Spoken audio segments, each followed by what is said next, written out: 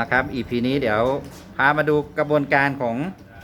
การใส่วินแชร์น้องนะครับนี่ ไปดูความน่ารักไปดูความสนุกสนานของเจ้าตัวนี้นะครับ อืม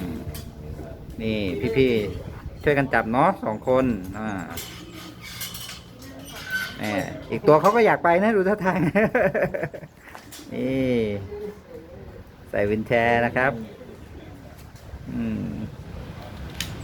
ใส่วินแชร์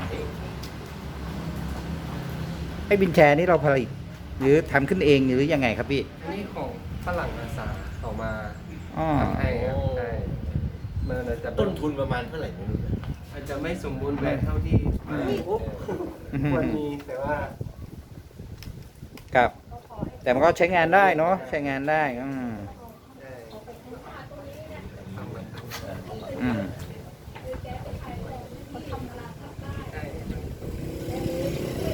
นี่ใส่วินแชร์ครับ ก็เหมือนใส่ขาเนาะใส่ขาจะได้ทำให้เคลื่อนตัวได้เก็บพร้อมไปเที่ยว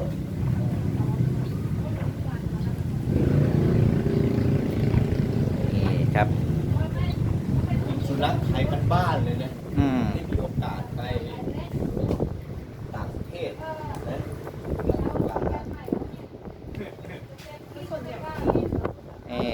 นี่เขาก็เดินได้แล้วเนาะนี่ครับเขาก็เดินได้นี่ต้องใส่ปกเหมือนกันนี่เป็นไงล่ะนี่เท่เลยไปเดินเล่นเดี๋ยว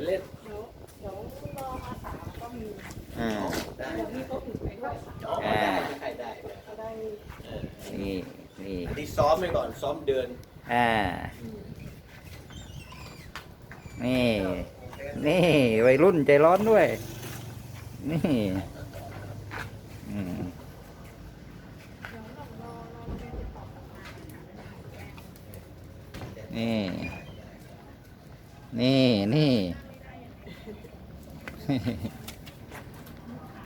นี่เขาก็เดินได้นะเนี่ยจะไปไหน ไปไหนลูกไปไหนมานี่ใส่รองเท้าเขาใส่ขาแล้วไกล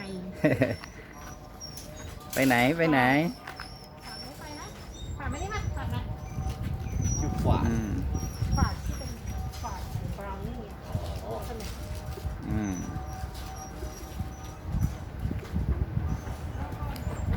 นี่คนอื่นดูแนวไม่ได้ไป เพราะเดี๋ยวพอไปที่ทะเล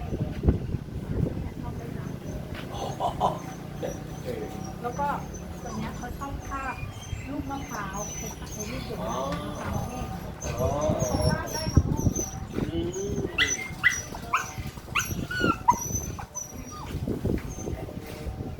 หมาที่นี่ชอบเล่นน้ำทะเล จัน เดี๋ยวดู ไปไหนแมวใช่อันนี้เหรอ อันนี้น่าจะเป็นคอม เปลี่ยนอัน อันนี้ท่าทางจะไม่ค่อยคล่อง อันนี้น่าจะไอ้เล่นกว่า วันนี้อันใหม่กับอันเก่ากันอันนี้ของสะดวก อย่าเก่งขาอย่าฝาด นี่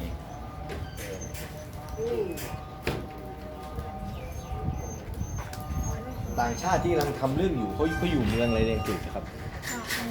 ไม่ทราบ นี่เท่เลย จะเป็นสาวลอนดอนเลยเขาแข็งแรงไหมฮะนี่ แข็งแรงด้วยใช่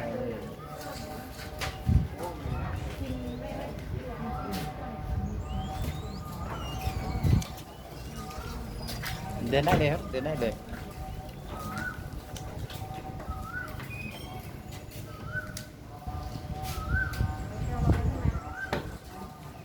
รอหน่อย รอพักพวกก่อน น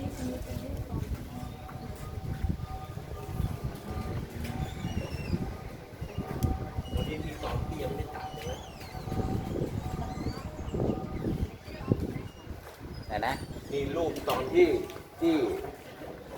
ยังไม่ได้ตัดนะครับ อืม เขาเดินลากขามา เป็นลากขา อืม อืม แต่ตอนนี้กลายเป็นสุนัขทะเลไปแล้ว อืม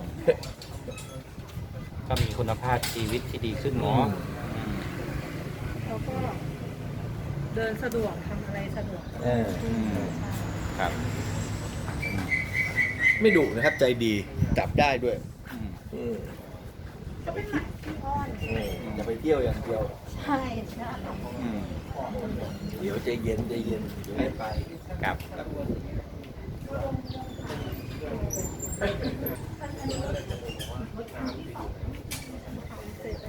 เพราะคันแรก มันจะมีบันไดลงหน้าหาดแล้วไม่ได้ยอมเขาลงจนล้อพัง อ๋อ ก็เลยต้องทำหนวกติดใหม่ให้ลงกินใหม่ด้วยกัน เอาละครับ เดี๋ยว EP หน้าไปเที่ยวทะเลกันนะครับสำหรับ EP นี้สวัสดีครับ